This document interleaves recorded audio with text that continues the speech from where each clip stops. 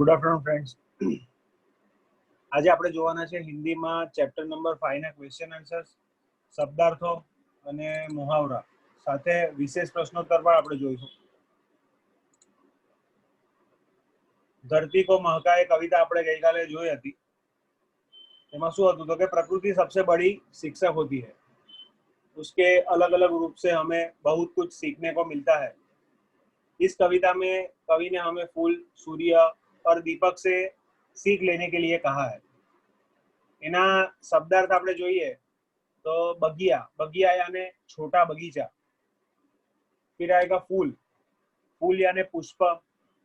आंधी, आंधी यानी धूल भरी जोर की हवा. पानी, पानी यानी जल. रोज, रोज माने प्रतिदिन. धरा, धरा यानी पृथ्वी, धरती, भूमि. अंधकार यानी अंधेरा. जग, जग यानी दुनिया, संसार.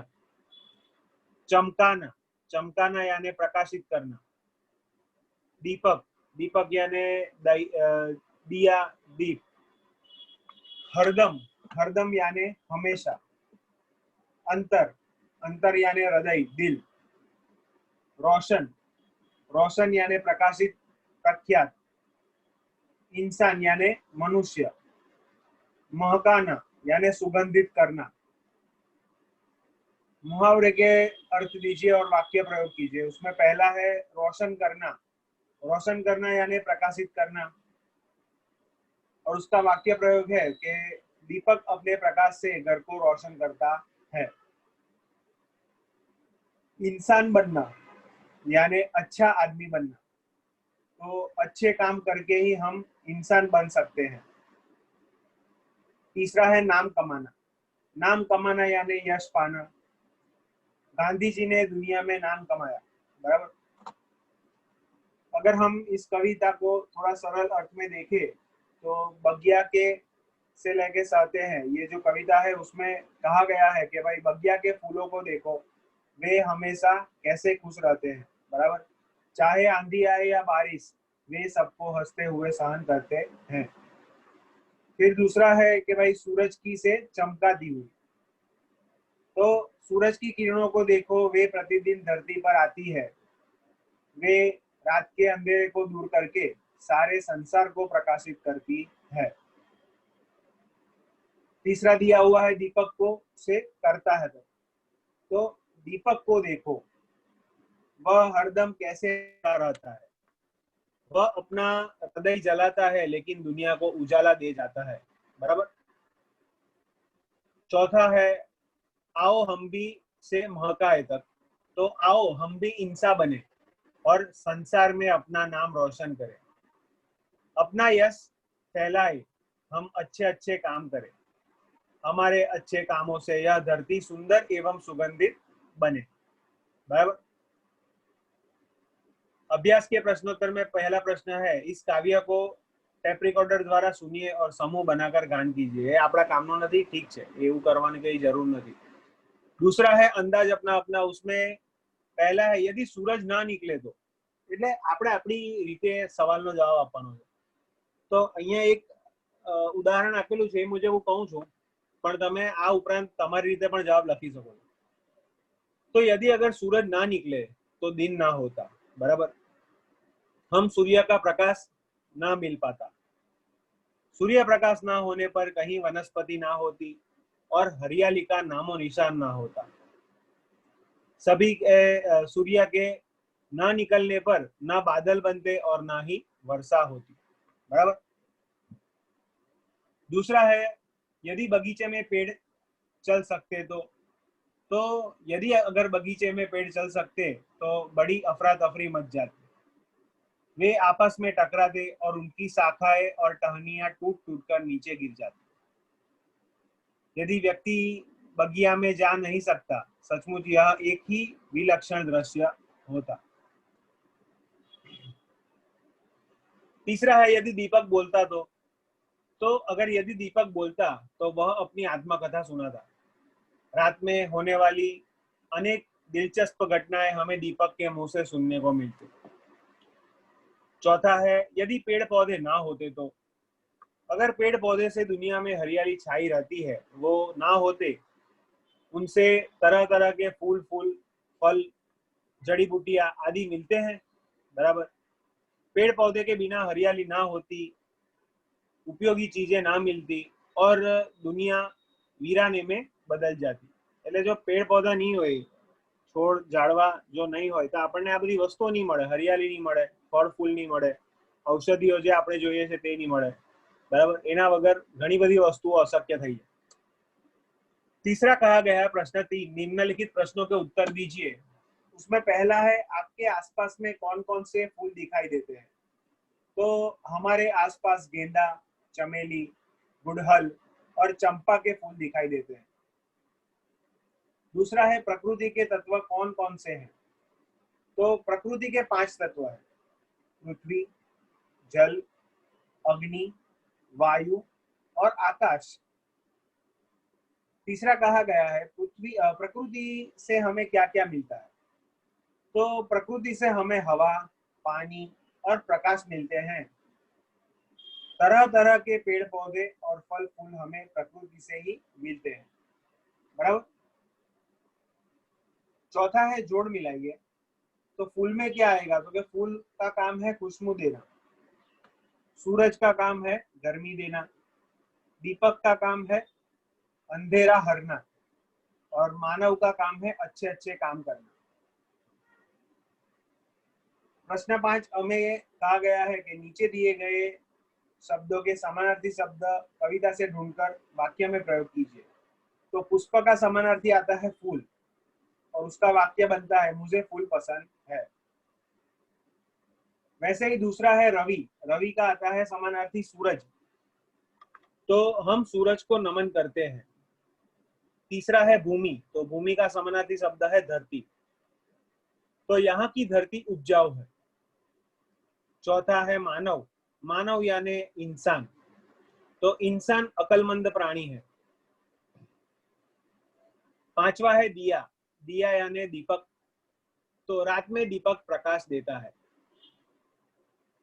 ब में कहा गया है कि चित्र के आधार पर 5-6 वाक्य लिखिए। सूर्य दुनिया को प्रकाश देता है, बराबर। सूर्य का उदय पूर्व दिशा में होता है, शाम को वह पश्चिम दिशा में अस्त होता है। सूर्य हमारे जीवन का एक आधार है, इसीलिए हम इसे देवता भी मानते हैं। सूर्योदय होने पर फूल खिलते हैं, बराबर। फूल तरह तरह के होते हैं, इनके अलग अलग रंग और खुशबू भी होती है। सूर्य के चित्र के आसपास ही सूरजमुखी का फूल दिखाया गया है। यह फूल पीले रंग का होता है और सूर्य के निकलने पर खिलने लगता है। यह फूल हमेशा सूर्य की ही ओर रहता है, बराबर। आ रीते તમે લખી શકો છો।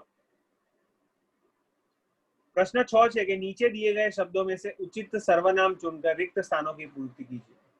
એટલે નામને બદલે જે આપણે શબ્દ વપરાય છે તે લખવાનું છે। तुम्हारा नाम खाली जगह है, तो क्या है? फिर देखो तो खाली जगह इधर ही आ रहा है, तो देखो तो कोई इधर ही आ रहा है। खाने के लिए खाली जगह तो दे दो, बहुत भूख लगी है, तो खाने के लिए कुछ दे दो, कुछ तो दे दो, बहुत भूख लगी है। चौथा है, मैंने खाली जगह काम पूरा कर दिया है, तो मैंने अपना काम पूरा कर दिया है। खाली जगह कहाँ जा रहे हैं, तो आप कहाँ जा रहे हैं।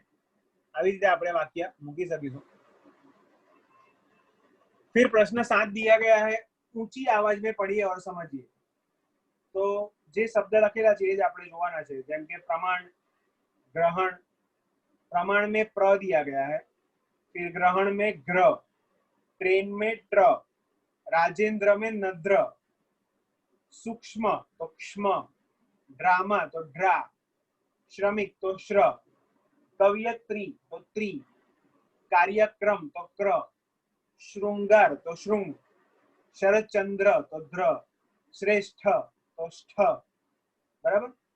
तो ऊपर दिए गए शब्दों को हमने संयुक्त अक्षर का प्रयोग किया हुआ है और इन्हें ध्यान से हम देख सकते हैं। संयुक्त अक्षर એટલે મિત્રો કે જે બે શબ્દ સાથે જોડાયેલા હોય તે, એક અડધો અને બીજો આખો। હવે સ્વાધ્યાયના પ્રશ્નોત્તર જોઈએ. એમાં પ્રથમ છે પ્રશ્ન 1, निम्नलिखित प्रश्नों के उत्तर दीजिए. पहला है फूलों से हमें क्या सीख मिलती है. तो फूल हमेशा खुश रहते हैं. आंधी और वर्षा को वे हंसते हंसते सहन कर लेते हैं. उनसे हमें यह सीख मिलती है कि हम प्रत्येक स्थिति में खुश रहें. कठिन से कठिन परिस्थितियों को हम हंसते हंसते सहन कर ले. दूसरा कहा गया है कि सूरज की किरणें क्या करती हैं. तो सूरज की किरणें अंधकार को दूर भगाकर सारे संसार को प्रकाशित करती है. तीसरा कहा गया है कि दीपक जग को कैसे रोशन करता है.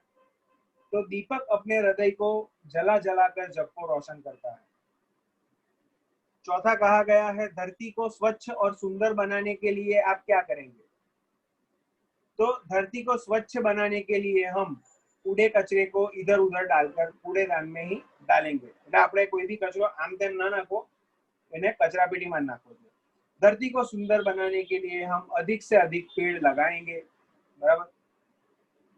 हम बाग और फुलवारियां लगाने की प्रवृत्ति में सहयोग देंगे. बराबर. पांचवा सवाल है कि जग में नाम कमाने के लिए हमें क्या करना चाहिए. तो जग में नाम कमाने के लिए हमें सदा अच्छे काम करते रहना चाहिए. दिनहीन लोगों की सेवा करनी चाहिए.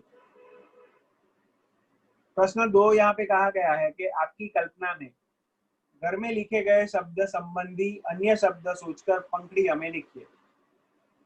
तो यहाँ पे पहली पंक्ति में फूल है, सुगंध, खुशी, कोमलता और ताजगी दी गई है. तो ये सब फूल के आधार पर ही है. फूल कैसा होता है तो कि ताजगी से सबर होता है. फूल हमें खुशी देता है. फूल सुगंधित होता है और फूल कोमलता का प्रतीक होता है. वैसे ही दूसरा है चांद. तो चांद में आनंद, किरणें, शीतलता और चांदनी दी गया है. तो चांद हमें किरणों से दिखाई देता है. सूर्य की किरणें जब चांद पे पड़ते हैं तब हमें चांद दिखाई देता है. चांद काफी शीतलता भरा होता है. चांद को देखकर हमें आनंद मिलता है. चांद की चांदनी एकदम प्रकाशित होती है. उसी तरह से धरती. तो धरती में सागर, पर्वत, जंगल, प्राणी. तो इस धरती पर सागर है, इस धरती पर ही जंगल है. यहाँ धरती पर पर्वत भी है और इस धरती पर प्राणी भी समावेश करते हैं. उसी प्रकार वृक्ष में तो फूल होते हैं, पत्तियां होती है, डाल होती है, तना होती है. बराबर. तो इन्हें रिलेटेड आ બધા શબ્દ લખેલા છે. प्रश्न 3 में दिया गया है कि समान प्रास वाले शब्द पढ़िए और बोलिए. तो मानवता, वैसे ही आता है महानता, सज्जनता और समानता. यहाँ पे वता, नता, नता, नता ऐसे समान शब्द दिए गए हैं. वैसे ही दूसरा है लंबाई. तो चौड़ाई, गहराई, पढ़ाई, लिखाई. बराबर. तो ई वाले शब्द सब यहाँ पे समान प्रास वाले दिए गए हैं. फिर चाचा, दादा, नाना, मामा, बेटा. तो चा, दा, ना, मा, टा ऐसे इस प्रकार के हमें समान अक्षर दिए गए हैं.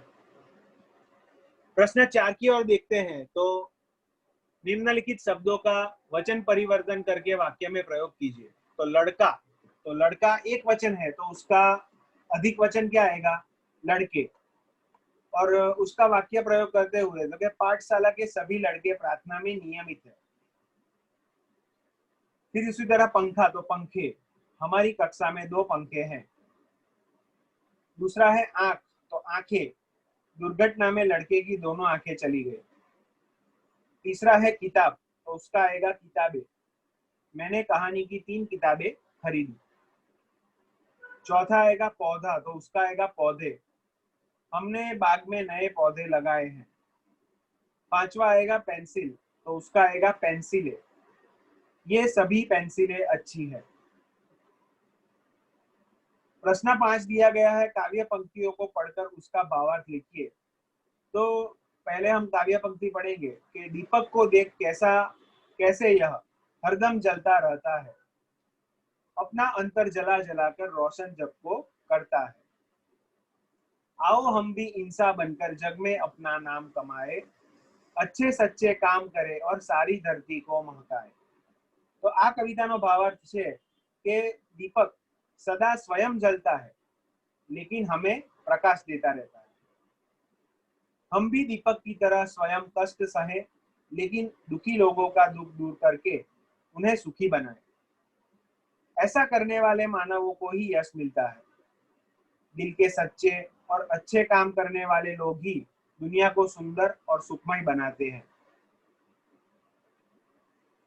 विशेष प्रश्नोत्तर देखेंगे तो उसमें पहला है, निम्नलिखित प्रत्येक प्रश्न के उत्तर के लिए दिए गए विकल्पों में से सही विकल्प चुनिए। पहला है, खुश खुश कौन रहते हैं? तो भाई खुश खुश फूल रहते हैं। दूसरा है, सूरज की किरणें रोज खाली जगह पर आती है। तो सूरज की किरणें रोज धरा पर आती है। तीसरा है, दीपक क्या जलाकर दुनिया को रोशनी देता है? तो दीपक अंतर जलाकर रोशनी देता है। चौथा है, अपना अंतर जलाकर दीपक किसको रोशन करता है? तो अपना अंतर जलाकर दीपक जग को रोशन करता है। दूसरा प्रश्न है, कोष्टक में से उचित शब्द चुनकर रिक्त स्थानों की पूर्ति कीजिए। तो पहला है, बगिया के फूलों को देखे कैसे खाली जगह रहते हैं? तो कैसे खुश खुश रहते हैं। दूसरा है, सूरज की खाली जगह को देखो रोज धरा पर आती है। तो सूरज की किरणों को देखो, वो रोज धरा पर आती है। खाली जगह को देखो कैसे यह हरदम जलता रहता है। तो दीपक को देखो कैसे यह हरदम जलता रहता है। फिर चौथा है, आओ हम भी खाली जगह बनकर जग में अपना नाम कमाए। तो आओ हम भी इंसान बनकर जग में अपना नाम कमाए। हम अपने अच्छे सच्चे कामों से ही सारी खाली जगह को महकाए। तो सारी धरती को महकाए। बराबर। प्रश्न 3 दिया गया है कि निम्नलिखित प्रश्नों के उत्तर एक एक वाक्य में दीजिए। उसमें पहला है, फूलों की क्या विशेषताएं होती है? तो फूलों की यह विशेषता है कि वे हमेशा खुश रहते हैं। दूसरा है, कौन फूलों को हंसने से नहीं रोक पाते? तो आंधी और पानी फूलों को हंसने से नहीं रोक पाते। तीसरा कहा गया है, जग को रोशन करने के लिए दीपक क्या जलाता है? तो जग को रोशन करने के लिए दीपक अपना हृदय जलाता है। चौथा है, हम जग में नाम कैसे कमा सकते हैं? तो हम सच्चाई का व्यवहार और अच्छे काम करके जग में नाम कमा सकते हैं।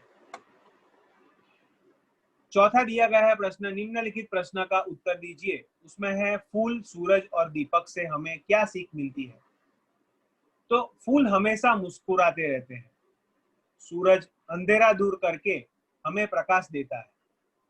दीपक स्वयं जलकर जग को रोशन करता है। इन तीनों से यह सीख मिलती है कि हमें प्रत्येक परिस्थिति में खुश रहकर अपना काम करना चाहिए। ईमानदारी से किए गए हमारे अच्छे काम के ही दुनिया को सुखी और सुंदर बनाएंगे। बराबर। अभी यहाँ पे दिया गया है, इतना जानिए। तो उसमें है, दिए गए संकेतों के संबंध में जानकारी प्राप्त कीजिए। पहला चित्र पाठशाला का दिया गया है। तो इस चिन्ह में सूचित होता है कि स्कूल निकट में ही है, इसीलिए वाहन जो होता है वो हमें सावधानी से चलाए।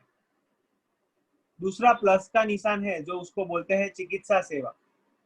तो इस चिन्ह से दवाखाने या अस्पताल की सूचना मिलती है।